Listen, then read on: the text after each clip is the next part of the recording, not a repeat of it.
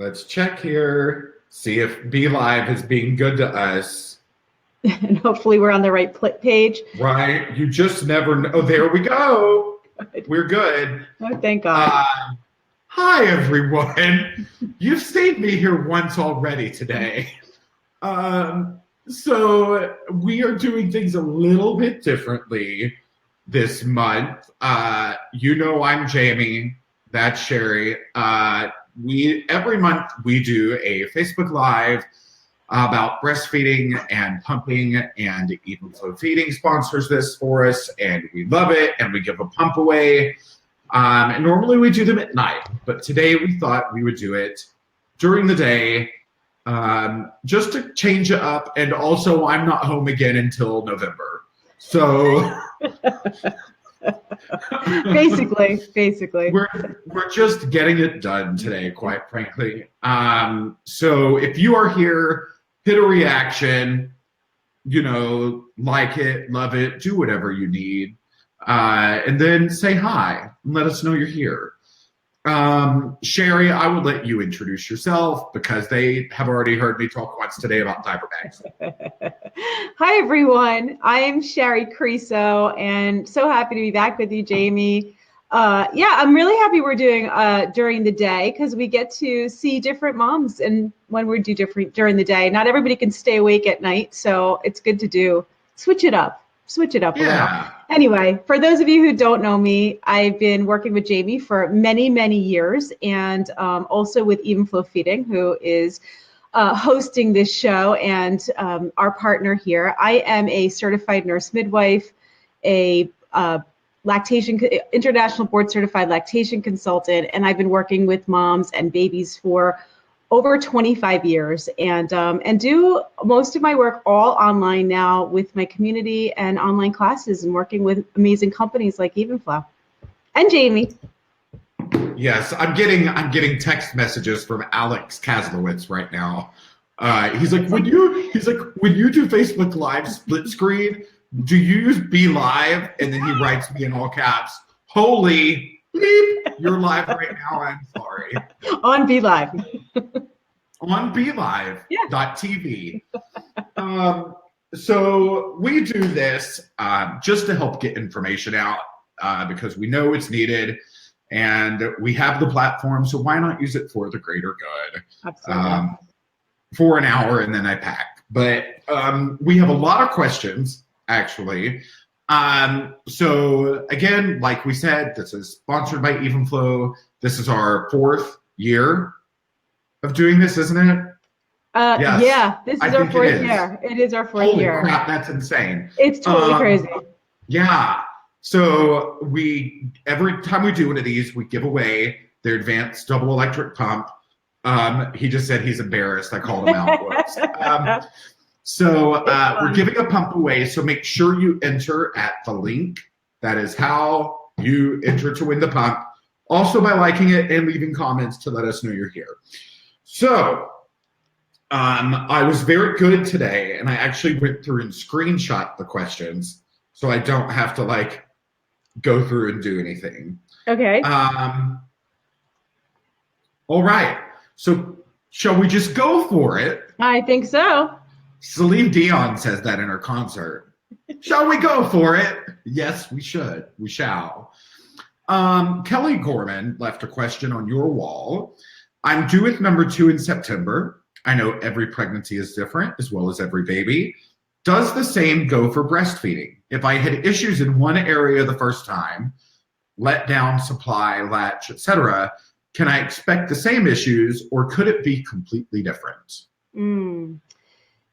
So it is so common when you are expecting your second to think that it's just going to be a duplicate of the first. And so often when I'm working with moms who are having their second or their third or their 4th baby, they sometimes think something's wrong, because if it's not exactly like it went the first time, then something obviously must be wrong.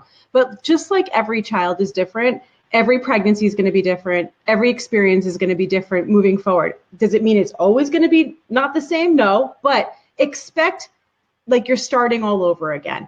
I would say that the only thing to consider is if you had issues with breastfeeding the first time around. It's really important to get the idea of what possibly could have happened, what possibly went wrong, because you may be making the same mistakes that you made the first time over and over again, and not realizing that, these are things that could be fixed, or things that you could learn about and get more information and have it go completely different. I just recently had a mom on my in my group and on my page talk about how she could not breastfeed the first 4. She just had her 5th, and she's 3 months into breastfeeding, exclusively breastfeeding with her 5th child.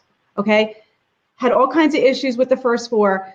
Watched my classes online, started watching our Q&As, following my private group, and now she's 3 months in exclusively breastfeeding. So there's an example of it going completely different, but with different information, different knowledge. So, expect it to be different. And also, like I just had a mom also who just came to see me personally, and she's in my group as well. She lives here in New Jersey. She came for a private consultation. This is her 3rd baby, and for the first 2 had no issues. And now this one, she had all kinds of issues, and she's still dealing with it. It had to do with a tongue tie, lip tie, completely different than the other 2. So you're really starting over. Just make sure that you have all the knowledge, and you have all the tools in your pocket and all the resources. Very good. Very good. So we're going back to our old school method of, when we answer a question, y'all need to leave hearts.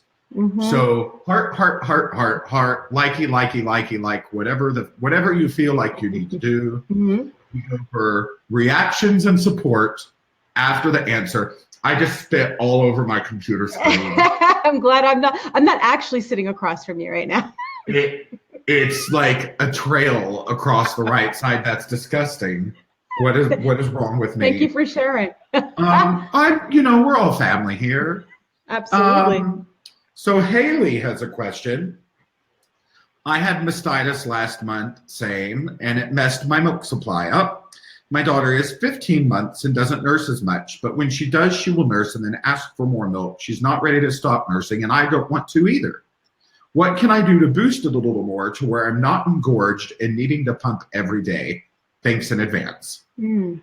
So she had mastitis, and then say that again. She had mastitis and it messed up her milk supply. And her daughter is 15 months old and doesn't nurse all the time, but neither one of them is ready to give it up yet. Mm-hmm. So what can she do to boost her supply a little bit, but also to where she's not engorged or that she needs to pump every day?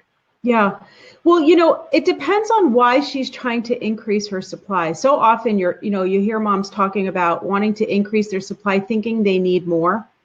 Why is she pumping in addition to feeding, especially with a 15-month-old? And I have concerns that she's pumping and feeding, and she's talking about any kind of engorgement at all. She shouldn't be really feeling so engorged, and that she ended up with mastitis. So by the fact that she's pumping a lot, that she's maybe overproducing by demanding too much of her body right now, while the baby's 15 months old, probably obviously eating other foods, nursing sometimes, busy other times with play or whatever they're doing, and not going to the breast as frequently, to try to keep your supply up means that she could be trying to keep her supply oversupplied too much. And so I'm not going to tell her to encourage, I'm not going to encourage her to pump in addition to feeding her child, because she is going to be engorged if she does that. I would just feed your child feed your daughter on demand, feed whenever the baby's hungry, and try to offer it before you offer regular, solid foods, and allow her to adjust your supply naturally versus pumping extra. Unless you're going to store it and save it or donate it, you are going to wind up with an unequal balance to what the baby's eating. Especially at 15 months. And I'm concerned she had mastitis at 15 months.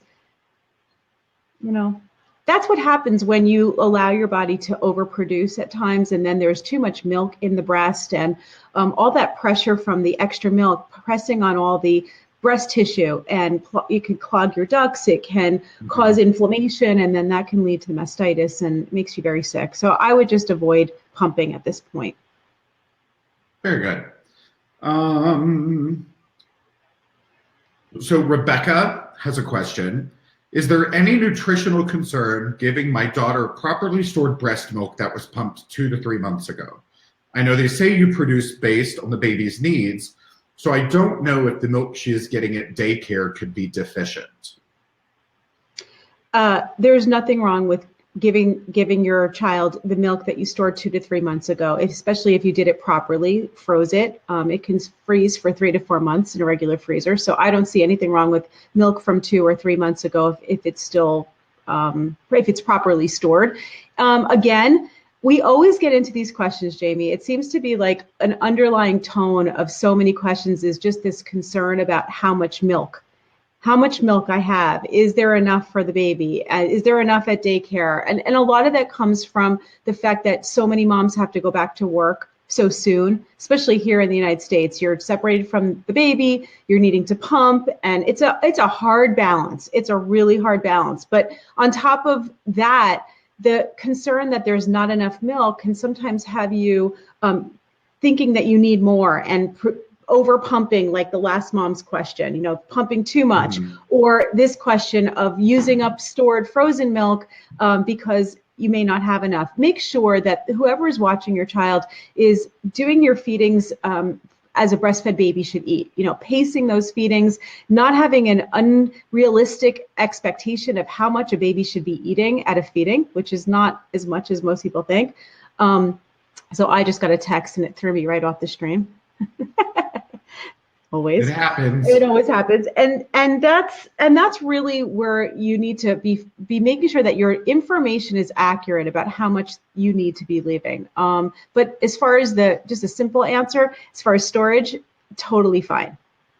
Totally fine. 3 to 4 months in the freezer. Cool. In a regular freezer. I'm totally going to pronounce this name incorrectly, and I apologize. Limaris Morales has a question. My 5-month-old only gained 1 pound in the last month.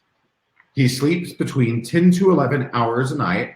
He is teething and sometimes very distracted during nursing and just wants to chew his hands.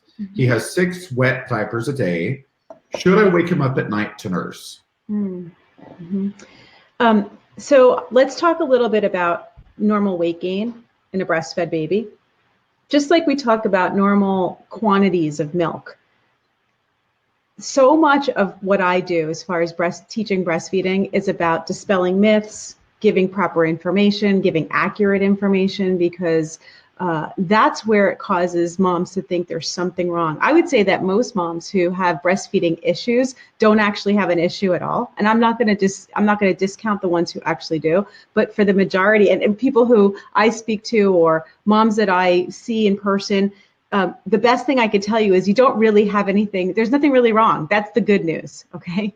The bad news is that, you've been stressing over something that's not necessarily wrong. And now we need to just educate you and give you the right information. So when it comes to weight gain, 1 pound in a month for a breastfed baby is a good amount. It's a normal amount. Breastfed babies usually gain about 4 to 8 ounces per week on average. And so a normal amount is 4 ounces a week. So there's a range of 4 to 8 ounces, and it could be a little more, it could be a little less, it could be a lot more. I've had breastfed babies that gain 3 pounds, 4 pounds in a month, and that can be normal as well. But 4 ounces is 1 pound.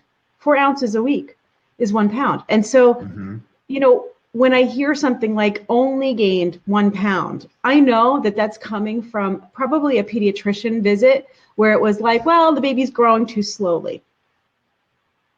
And now because they're being told they're not gaining fast enough, according to who, I don't know. According to what, I don't know. Who are you comparing it to? I don't know. Okay. When you start doing things like that, then it messes with a mom's confidence about, how well she's actually doing at breastfeeding. And that's the part that is so hard for me to deal with and want to make sure that everybody has the right information. Because if you think there's something wrong, you may change what's not broken. And so 1 pound in a month is absolutely normal. And As far as the wet diapers, there's 6 wet diapers, 6 to 8 in 24 hours is normal. That baby's hydrated. So there's really no issue there. Yeah. There's really no issue. This is the answer. You're doing good, Lamaris. That's the thing. And how often do you hear moms talking about, needing to fix something? And then we hear them all the time, right, Jamie, in our questions. And it's like, no, that's actually normal. It's actually normal amount of milk. It's actually normal amount of weight gain. And so, please just make sure you're getting good information. Make sure, and that's why you're here. And it's great that you're posting your questions here and that you're joining our Q&As and that you're trying to learn, because that's what's going to help you to be successful. It shows you're invested. Totally. And if you want to watch the rest of them, and we've done, do you know, Jamie, I think we're on Q&A number 28. Video wise, yeah. Like 28 or something like that. Like 28. Yeah, probably. Yeah. And you can watch all of them. I mean, I have them all in my private group if you wanted to come over and see them all and see some time coding. I just had a mom the other day ask about a certain topic, and we have them in the Q&As. And now that it's time coded like that, you can actually look for exactly the spot where I talked about, I think she was asking about, does a breastfed baby need extra water? Yeah. Just a question that we've discussed, right? Yep. That we've discussed, and it was so easy for her to find it. And I think that it's really important to make sure that you're getting the right information. You could find that stuff. So go over and you can look at the Q&As that we've done a lot of them. Yeah. A whole lot of them. A whole lot of them. Kylie's asking, what's my group? If you go to my Facebook page, and I think it's not tagged, Jamie, in the post. Okay. Well, I think Joe is commenting in the comments below too. Good. Okay. Yeah. If you go to my page and just you'll see my group there, and you could just join us. I'll also, when we're done with this, I'll make sure it's properly tagged and all that. You just can't tag with BeLive, and that sucks. Exactly. So Kimberly has a question. Hello. My question is, when you're establishing your milk supply with the newborn, how long should you wait before you start pumping? Good question. Well, there's pumping to introduce your baby to a bottle, and there's pumping to store milk. So let me answer them both separately. When you're pumping to store milk, I don't encourage that till at least 4 to 6 weeks minimum. Like, you don't want to start pumping a whole bunch. You'll be able to pump a lot, and then because you're engorged in those first weeks and the baby's eating frequently. And if you start pumping, what you're going to do is you're going to encourage an oversupply, which I think that's a problem. So don't pump extra. Just feed your baby on demand in those first 6 weeks. Allow the baby to nurse whenever they want to, and that will help to establish the right amount of milk for your baby. That being said, we just said before that moms have to go back to work, and so many are going back to work, just a few weeks after the baby's born. So you obviously can't wait those 4 to 6 weeks to start pumping and storing extra. So it's going to be really individual. If you are going back to work, give yourself at least 2 weeks of pumping before you go back to start just having a little bit of extra and storing up enough milk for that first day back at work. That's really, if you're going back really early, that's really all you need is enough for that first day back. And if you're going to start introducing your baby to a bottle, I recommend doing that sooner than most lactation consultants talk about. It's usually somewhere between 1 to 2 weeks.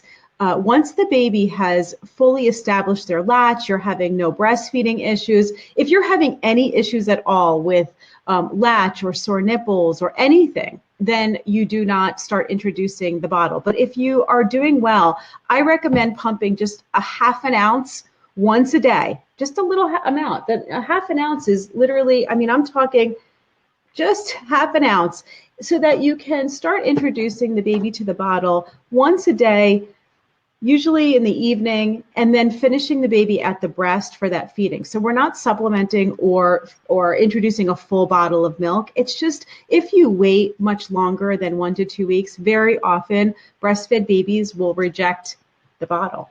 And, some of these recommendations of waiting 4 to 6 weeks to introduce your baby to a bottle, I could tell you personally, I waited 3 weeks with my second, and she never took a bottle the entire year. And I hear that all the time from moms. They struggle because they need to go back and they need to feed bottles. And it's not about not breastfeeding. Breastfeeding is pumping and nursing. And I just want to say that because when we talk about the word breastfeeding, we think of nursing at the breast, and really breastfeeding is breast milk feeding. So however you're doing that, whether that's pumped and in a bottle or at the breast directly, it's all breastfeeding. And, being able to do both for most moms is not only a necessary thing, but a good thing, that they can actually know that if they had to be separated or they had to leave the baby for a little while, someone else could feed their baby. Yeah. So pump, there's in my class, Simply Breastfeeding, I have a whole chapter on introducing your breastfed baby to a bottle and doing it early. And then in the Breast Pumps and Briefcases class, I talk all about how to store up enough milk for your first day back at work. And both of those classes come with the Evenflo pump. They're both online. Join me in the group. You can learn more and watch them. So those are good classes. There's the Evenflo pump. Speaking of the Evenflo pump, let's talk about it. What are you talking about, Shari? That Evenflo pump. Those Evenflo pumps right here. Love this pump so much. I was involved in designing this breast pump. And when I talk about the pump, and when you guys have all heard me for years talking about this breast pump and how much success my clients have had with it. And because the reason I love it so much is because I actually had a hand in designing the features that went into this pump. And it really does have all the features that when I recommend a pump, or when I looked for a pump, it's the features I was looking for that not any one pump out there had all of them. So should we talk a little bit about those features? Yeah, go for it. And this is one of the reasons we're here. And this is the one of pump the that reasons someone will win. Yeah, this is our prize today. And so it's the Advanced Double Electric. And this breast pump has features such as a closed system. So when we talk about the main features of a breast pump that you should look for, and I have my checklist, but let's just talk about it today. The features, the most important features are the ones that are going to help you to get your milk out, and the ones that are going to help protect your milk supply. So both things, protecting your milk and also getting and keeping the supply up, okay? Because that's what a pump is for. And so those features are going to be, one is going to be that it comes with multiple flange sizes, and you're going to have a good, nice fit with the flange. That's the part that goes up against your breast. And the Evenflo pump has 3 sizes that come included even in the most basic model. And that's because it's not an accessory. It's what? A necessary. A necessary. It's a necessary.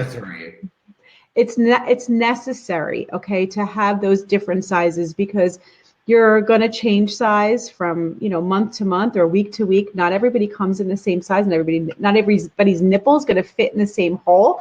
And you might need to wear a different size on either side, even from the same person, 2 different breasts. Okay, so having different sizes included is very important. And this one also has a very nice cushion, soft silicone cushiony flange that's really, really comfortable. Second is the individual speed and suction controls on this pump. And you can see here that you can adjust the speed and suction separately. And what that's going to do is going to help you to stimulate multiple letdowns of milk so that you can get the most amount of milk out. And when I hear questions like, how do I get more milk when I'm at work? I can only do 2 sessions or 3 sessions, and I don't have a lot of time to pump. It really comes down to knowing how to use your pump, and having those independent speed and suction dials will help you to customize it better, and also stimulate those letdowns. And if you haven't seen my video, maybe we'll show that one after this. I have the 3-stage pumping method, which has helped so many people to get like a ton more milk. I love it. I love seeing the messages like, look at all my milk, because I know how to use my pump now. Yeah. It's not as easy as just putting it on. You need to know how to use it. And then third feature is a closed system. Do you want to talk about the closed system? So a closed system, and I, whenever I have Gearapalooza or speaking events, I have to talk about pumps, and luckily I can, because I know things. And I love that, like, you're like, this flange has a silicone insert, so it's more comfortable. And I'm here nodding like I've used it on my own body. I'm like, yes. So a closed system means that there is a barrier between your milk and the tubing.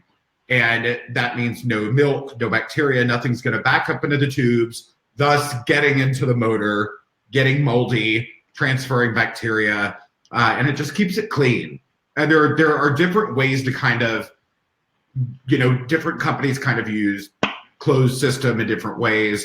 The way that Evenflo says it's a closed system is from the point of the tube. Some companies are tube and motor. So that means that with those closed systems, moisture can still back up into the tubes, and tubes are hell hard to clean. It's almost impossible. So having it closed from point of tube attachment and collection bottle is preferable. Exactly. It's actually, to me, it's probably the first question I would ask on a breast pump. Mm-hmm. Before you get into like flange sizing, and I see someone asking like what sizes come, before you get into any of that, that's the one of the main, I would say probably closed system and adjustable speed and suction are probably so important, because you can't add on to that later. If you've already bought an open system pump, or you got an open system pump, there's no way to make it close later. And so it will always be open. And like Jamie said, good explanation, by the way. It's like Jamie said, it's oh, hold on a second. My Mac is going to go to sleep unless I power it to an outlet. Uh-oh. We don't want that to happen. No. I could sit here and just talk nonsense, but you better get a power cord. I think it worked. Technology, you never know. You never know. I don't even think you'd be able to keep talking if I get disconnected. I don't know. Oh yeah, because you're the moderator. I don't think we'd all disconnect. I think it's working. Yeah. Okay. You know what? I'm sitting in a different spot, Jamie, and so the outlet is hooked to the switch on the wall, and I guess the switch was off, and it was draining my battery this whole time. Are you not outside? No, I'm inside. I thought you were al fresco. Because it's so bright in here. Because I have this massive skylight over my head and windows. Yeah, I'm sitting you've been in my family room before. I seriously thought you were outside. Are you kidding me? It's so nice and bright. Well, it's freezing. Oh. There's no way. No, I'm sitting in so when you're in my family room and you're looking at the television set on the left, it's on the right. So I've got the skylights and all the windows on my face right now. So there's not really a place in my house without windows on my face. So. I'm in my dark dining room corner, so I have two lighting units on me right now. You look bright though. See your color. I have all the lights on me. I look like blown out white because of all this light, whatever. That's fine. It's very bright in here. Anyway, so where was I? Oh, the closed system, right? And then the last thing is one of those features that you may not think of until you don't have it, and that's the ability to put batteries into the pump. So being able to plug it into an outlet and also use a battery option. This one takes AA's. You want to use good quality brand name AA's when you're using your breast pump. But not 7-Eleven brand. Don't do that. Don't do that. Don't get those off-brand batteries. Mm-hmm. Exactly. So those are the 4 main features. There's some other really great features about the Evenflo pump, like the sit-back flanges, where you don't have to lean forward when you're pumping. You can sit up, and the milk still flows down. It's actually also, somebody did have a question, and that's actually a very good kind of segue with the flange shape, the way they're designed. Yeah. Somebody was asking, Is there such thing as hands-free pumping? And yes, there absolutely is. Yeah. You get yourself a good pumping bra. Yes, absolutely. Absolutely. And that's what a good pumping bra, and then a pump like this that has the flanges angled in the right position so that, you know, if you're hands-free and you got to lean over the whole time, what good is that? And anyone who's pumped, I pray for your back having to do that. No, it really could kill your neck and back sitting there, and especially if you're pumping multiple times a day and holding that position for a long time, you could really stiffen up. And if you want to have something hands-free, then you want to be able to sit up, straight up, or, you know, stand, or whatever you need to do to be able to pump and go on with whatever you're doing. And when you ask moms, and I'm sure there's a lot of the moms in the chat room right now that have experienced this, that when they're pumping and they're not using a slouch-free flange like this, the milk just backflows onto your breast. Yeah, backflows on. If you try to not lean forward, the milk is coming back on you. The wetness of the milk breaks the seal. You have to take it off. You have to dry it, put it back on again. And so that's what's so great about being able to have a slouch-free flange like this one. It's just angled right. I never thought in a million years I'd talk about breastfeeding as much as I currently do. I'm sure this was not your thought that you were going to be doing this. Considering I've still got tap shoes in my closet. Can you tap and breast pump and use your pump too? I could definitely sit here and tap dance while we talk about breast pump features. I think that would be the best for our next live Q&A. I'll see what I could do. Well, our next live Q&A is actually we're in New York together. That's right. That's right. Well, you could bring your tap shoes to New York. Why not? No. I would love that. There's actually here in Denver, Infinite Monkey. It's a wine company here. You know, like the canned wines you can get. They're based here. So they are doing something, and I don't think I have time to go because I have to fly out the next day. But it is, you go drink wine at the wine store at their place. And then you go tap dance at the dance studio next door. And I was like, that sounds like all of my dreams come alive. All together in one fabulous tap dance was my actual strong point. And I was like, oh, I will go drink wine and tap dance. That sounds amazing. I know how to tap dance, Jamie. You do? Oh, I tapped for years. Oh my! Yeah, that's something we didn't know. We might have to tap dance at our next Q&A together. Yeah, no, I don't think. I don't have any tap shoes anymore. Well, you need to get on that. But I do have a picture of myself here with tap shoes on. I was thinking about That's hysterical. Kelly has a question, and this is one that also comes up quite a bit. Is it common to get significantly more milk from one breast than the other? Oh, yeah. In fact, it's more normal to have one breast that is more of the dominant producer than the other. Completely normal. And even trying to even them out is very hard to do because our bodies are not symmetrical. And so one side is going to be possibly a different size than the other. One side, it could produce more milk than the other side. Sometimes it's so close that you really don't notice the difference. So for some moms, they're exclusively nursing at the breast, and so they can't really tell. But for others, it could be a significant difference. I'll tell you from my personal experience, one side made twice as much milk as the other, twice as much. And not knowing that with my first child, not understanding that one side was just making so much more, flowing so much faster. My first daughter, liked the side that was making more, so much more, because it flowed quickly. It gave her that gratification that she needed. And so we kept favoring one side until the other side completely dried out because we just weren't nursing on it. She refused to nurse on it. And I exclusively breastfed on one breast for over a year because you actually only need one breast to nurse. That's how moms breastfeed two babies. You know, you can do it on one breast. I don't recommend it. It was easier with my second to use both sides. I had more options. But yeah, it's very normal to have one breast that is the producer. I say it's like the meal and the dessert. And if you have one side, or the appetizer in the meal. So if you have one side that significantly makes more milk than the other side, just make sure you're always getting to the meal. You know, you can have a meal without the dessert, or you can have the meal without the appetizer, but you can't just eat dessert. I mean, unless you want to, but when you're talking about breastfeeding, you can't just eat dessert. So you want to really. I'm going to eat dessert when we're done with this. I still have one cupcake left from Whole Foods. That looked good. I saw that. I saw your post. So good. What kind was that? The chocolate icing is so good on the top. I don't remember what the bakery is called, but they're just like, it's like a better version of that Hostess cupcake with like the vanilla cream inside and like the chocolate icing. And I'm going to need it because I have to do laundry and pack.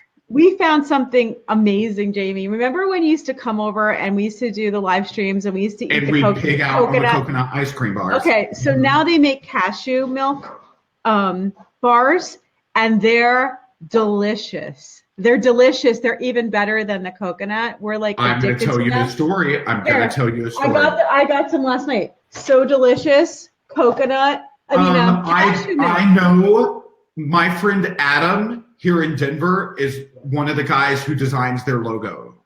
All their branding. It's so delicious. Yeah. Love. So you know Justin's peanut butter? No. Justin's peanut butter. They like almond butter and all that. They're based here. Big company. I don't know. They're delightful. But they at Expo West a couple months back, they had their big booth.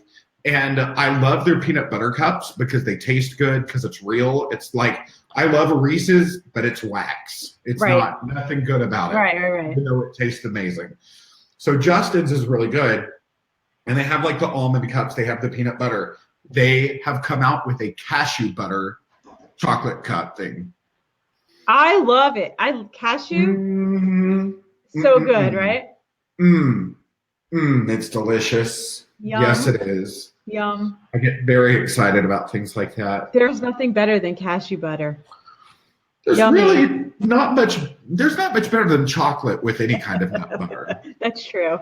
That's true. Whatever nut butter floats your boat, put some chocolate on it and live your best life. Yes. Back to the breastfeeding, because I get sidetracked. Pamela has a question. How can I, and this again, it has a multitude of possible answers. As we know, how can I increase my milk supply for my 8-month-old? I've tried everything. We don't know if there actually is a milk supply issue. So just assuming there is a milk supply, we will take it from there and move forward. Exactly. And thank you for prefacing that, because again, it's most often it is not a supply issue. It's a perceived low milk supply issue. But if we're going to take it from the point of there is a milk supply issue, then a couple things you want to eat, a couple easy things you may want to just notice is that did it all of a sudden start because you started introducing solid foods and now the baby's eating too much solids and not enough breast milk, or you can decrease your supply quickly because of a lack of demand. So that normally happens when you start introducing solids. And the truth is that the most amount of breast milk that you're going to make is in the first 6 months of your child's life when you're exclusively breastfeeding. Before you introduce solids, when you're making the most amount of milk, and then supply usually does drop after you start introducing solids because you don't actually need as much. The quantity of the feeding, so whether they're eating 3 or 4 or 5 ounces at a feeding, which usually it's not more than that, doesn't increase as they get older. But now you're introducing a solid foods, they may be eating less frequently. If you are if the baby's eating solids, then maybe you need to make sure that they're nursing before every meal. So they're at least getting breast milk and then complementing that with solid foods rather than substituting the feeding. I always go back when you think about increasing supply, I always go back to the most basic answer. And one is there a really supply issue? And two, if there is, nurse more, pump more. Any kind of demand on the breast is the number one thing that's going to first decrease your supply or second increase your supply. So it's probably the reason it decreased is less demand, or if you want to increase it, nurse more often. Nurse in the middle of the night. Are you cutting out those middle of the night feedings so the baby just starts sleeping more through the night? That's going to decrease your supply as well.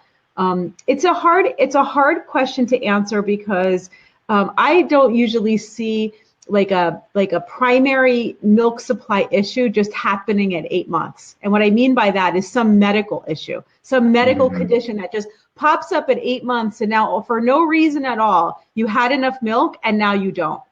That just doesn't really happen at 8 months. Are you back to work? If you're back to work and you're not pumping frequently enough during the day, that again, no demand, less milk. Are you not drinking enough water? Are you dehydrated? If you dehydrate yourself, or if you're not eating frequently enough, you may be on the go more. You may not be home as much, and you may not be paying attention to taking care of your body. If you're not eating enough calories, if you're not drinking enough to stay hydrated, that could decrease your supply. So those are the easy things to address first before we start getting into like teas and cookies and supplements and all the other things, because there's like a million things on the market now, right, to help with mom's milk supply. And you can kind of understand why that happens when everybody thinks they have a low milk supply. And the supplements are good, but you have to use them in conjunction with proper advice from a lactation consultant. And you have to use them in conjunction with adequate removal of milk from the breast, okay? Because all the cookies that you eat in the world, or all the, drinking more water is not the answer when you're not dehydrated. All these things that moms do, and then they don't increase the frequency of their feedings. They're not draining the breast properly. Their pump is not functioning well and not getting all the milk out. They don't know how to stimulate a multiple letdown and really drain well while they're back at work. All these things, no matter what you eat or drink, in addition to that, if you're not getting the milk out of the breast, it is not going to increase your supply. All right, so it's always really, really important to, and if it takes, staying home for a day or two and just nursing around the clock, that happens after a growth spurt too. And can they have a growth spurt later on, 8 months? Yeah, sure, why not? Most growth spurts that we notice occur around 3 weeks old, 6 weeks old, 3 months, and 6 months. And that's just, an average time. But when those growth spurts occur, the baby is literally growing in a spurt, like quickly, overnight. Their demand for how much they need increased quickly, and your body has not quite caught up with it because it's trying to stay in sync with what the baby needs. So if the baby all of a sudden has more of a demand the next day than what you're producing, the answer to that is not supplement or go grab the frozen milk out of the freezer. It's put the baby on the breast, keep draining the breast every hour if that's what it takes for a day or two. And your body will jump back and respond to that quickly with making more milk. You know who had a growth spurt? Oh no. Who? Andre the Giant. I watched a documentary on him last night, and it's fascinating. I hope no one was breastfeeding him. I did not realize just how tall he actually was until you see him as a 19-year-old, skinny thing. And he's like 7'4" or something. But do you know what I learned? And here I go getting sidetracked, and then we'll get right back to the real stuff. He liked an adult beverage every now and then. And when I tell you, there was one guy on there that said one time Andre the Giant drank 120 beers one night. He was enormous. He drank at least a 24-pack of beer after every wrestling match and would drink like 4 bottles of wine on top of that. That's not healthy. No. I don't care if you're 20 feet tall. Yeah. That's a lot of alcohol. Bless his heart. Okay. Bless. I don't even know what to say to that, Jamie. You don't have to say anything. You've left me speechless on that. Here we go. I got to get this spreadsheet back again. It was fascinating. He was just so tall, so very tall. Well, didn't he have like some adrenal problems or like some kind of hormonal? I think I remember something like that. Yeah. So here is something that is very sensible. Melissa has a question. What is the difference of hospital grade pumps and regular? And is the Evenflo pump a hospital grade? Let's talk about hospital strength, hospital grade. What are those terms? Because they're thrown around loosely often, as like some kind of, specific type of pump. And the truth is that when we talk about from the FDA, like how do they determine what's hospital strength? That's not actually a term by the FDA. It's not actually a real term, meaning that there's a specific type of pump that's hospital grade. I think what they're referring to is a rental pump, meaning one that can be used, a multi-user pump, something that can be used for multiple moms and has been approved to be used by different moms using different hygienic kits. So plugging in their own tubing and plugging in their own flanges and bottles, but using the same pump. Pumps like the Evenflo Advanced pumps, the other pumps that you would purchase, those ones are single user pumps. And when we look at hospital strength, we're really looking to see, can we stimulate the letdowns? Do we have a certain range of speed and suction controls that are able to establish a milk supply and maintain a milk supply if you were exclusively pumping with it or using it every single day? And the Evenflo Advanced is a hospital strength pump, in that when you put it up against the ones that you hear about being hospital strength, whether it's multi-user pumps, they function and reach those same levels of suction when used in double mode, or they have enough variability in their controls to be able to stimulate multiple letdowns and establish milk supply. So yes, the Evenflo pump is a hospital strength pump, and these $1,000 pumps, they're more for. I mean, there are rental pumps, like hospital pumps, that are $1,000 that still don't have the same control settings as the Evenflo does. So there's an answer for you. You can't really go by that. Those are more for multiple user, ones that you would rent and not purchase. Yeah. Yeah. So this is actually kind of ties into that. Brooke had a question and you responded and said you would address this. So Brooke says, I just got my Evenflo double electric pump and I can't get it to have enough suction to get anything out, even first thing in the morning.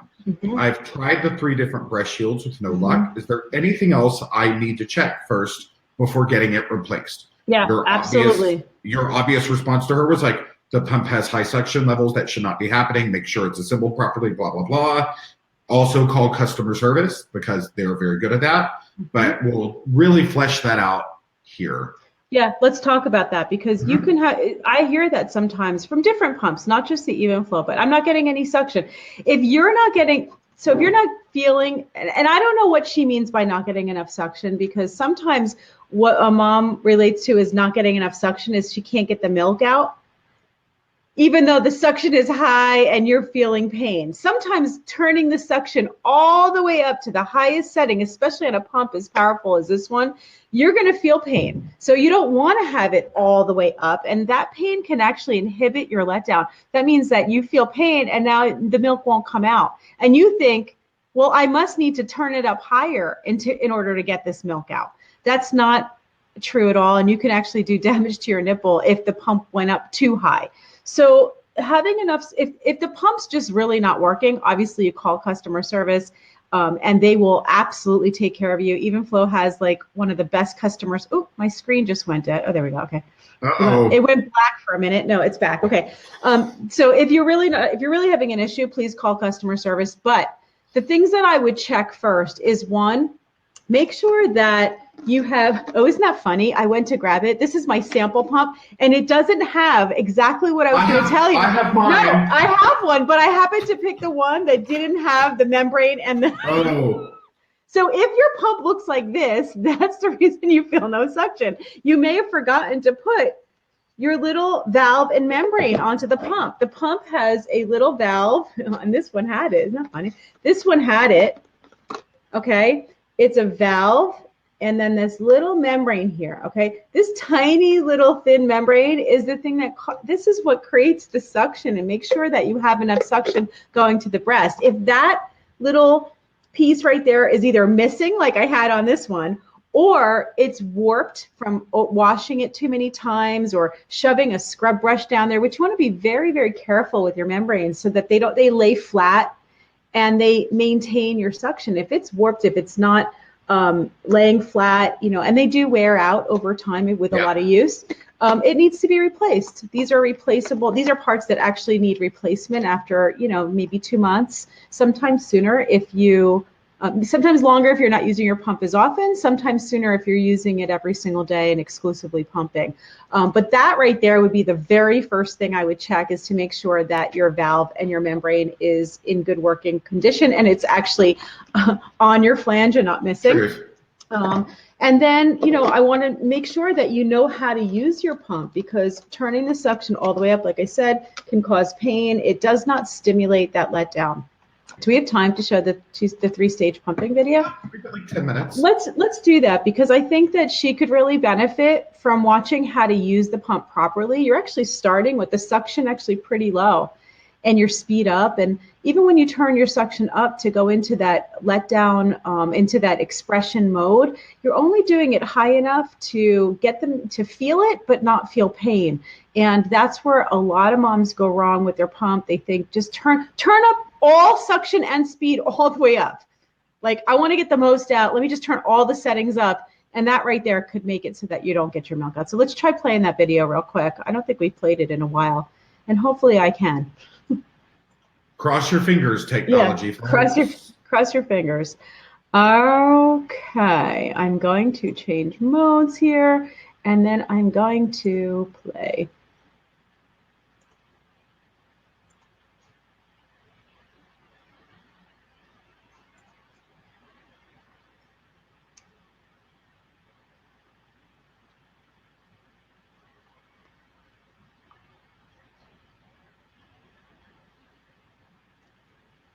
There's no volume.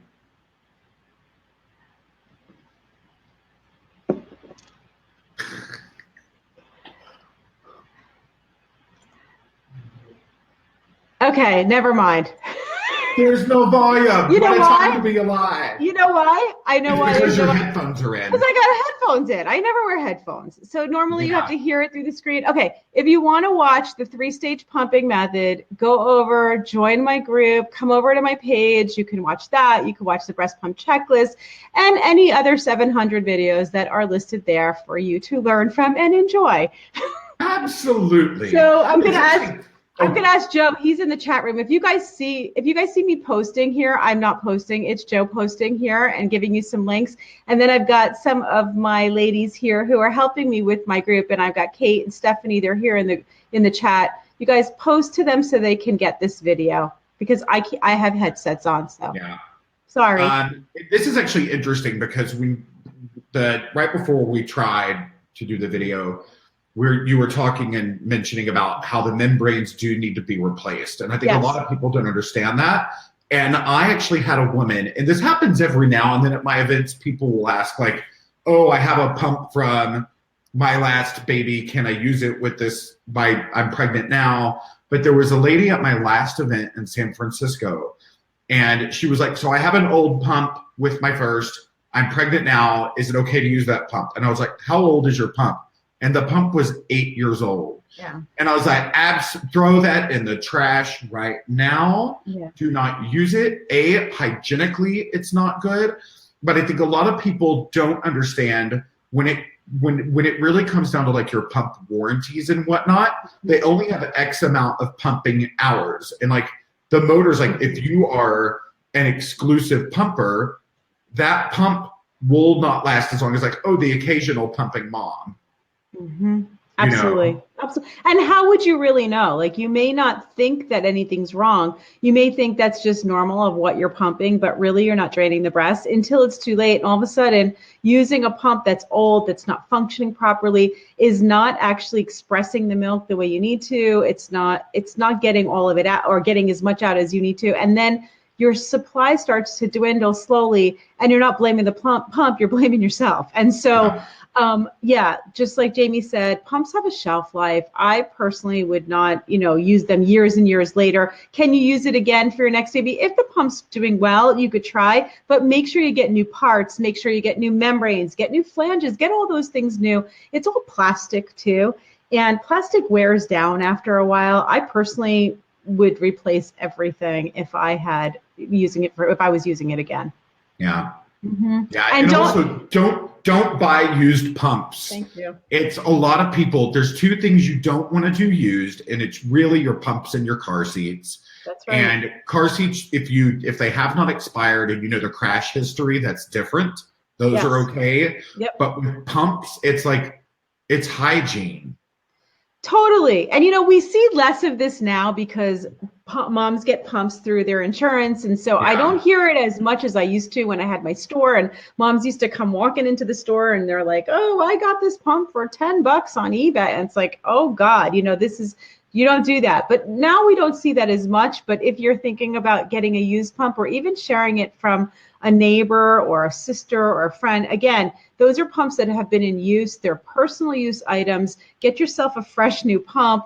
And if it's old, it may not function well. So I also want to give them a link. If they, maybe you guys can post this in the chat for me, Joe or Stephanie or Kate. Evenflobreastpump.com. Evenflobreastpump.com. It's a great little site that will give you a way to look up your insurance provider as well as your state, and then it will direct you to the DME that carries the Evenflo pump, so that you'll get super help. You know what's crazy? So my best friend on the earth, Brian, he's like my brother. He and his wife are expecting. It's their first. I'm thrilled beyond belief. And so I'm like telling them everything they need to get and whatnot. So I was like, okay, Amy, I need you to go to Yummy Mummy, because that's one of the DMEs. And she went to Evenflo Breast Pump. Her Cigna, for some reason, does not cover Evenflo. So now I have to make sure they get that. I'm like, whatever. Because the options she had, I was like, no. So you're saying she went to the website and she could not find a match? Yeah. I know that it just happens every now and then. There's like a couple of insurance plans that start to dictate like what a mom can get, unfortunately. But for the majority, what I would say is, don't call if you want to get the Evenflo pump, like we just talked about today. I would go to evenflobreastpump.com, look up the different providers there before calling your insurance company, because often the insurance company will direct you somewhere that may not carry it. Although now the Evenflo pump is really carried by most of the largest DMEs in the country. So you're going to find it. And if for some reason, like your insurance doesn't cover it, like it's at Target. Exactly. And the retail it hovers around $100, sometimes $89, depending on if you get this model or the one with like the carry bag. Exactly. And please don't be fooled by thinking that because it may cost less than other pumps that you see out there, that somehow it has less of a motor or less of a functionality or less features. It actually has more. It has all the classes, and it has all the features we went over today. And the real answer that I can give you to that is that Evenflo has a giant commitment, as well as I do. This is why we're such good partners, to really supporting all moms, regardless of their ability to pay, how much they can afford. Everybody deserves to have good quality information, education, and products. And that's their commitment. And that's why I love them so much and why I'm so behind what they're doing. Pumps should not cost that much money. So when you see ones that are $400, a breast pump shouldn't be that expensive. And it doesn't mean that more. And it doesn't mean that the features are better.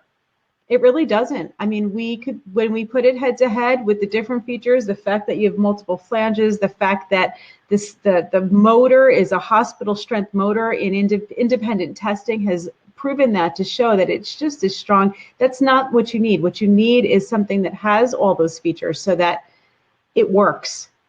It works. And there's people here who are using the pump, and they can tell you that they've tried different ones. I know Jennifer tried different pumps, right? And she tried them all. My sister tried them all, and that's why we are doing this, because she has all the children, my sister, and I always forget which kid it was, because there are plenty. It was Grayson. It was okay. No. It was Beta. It was Beta.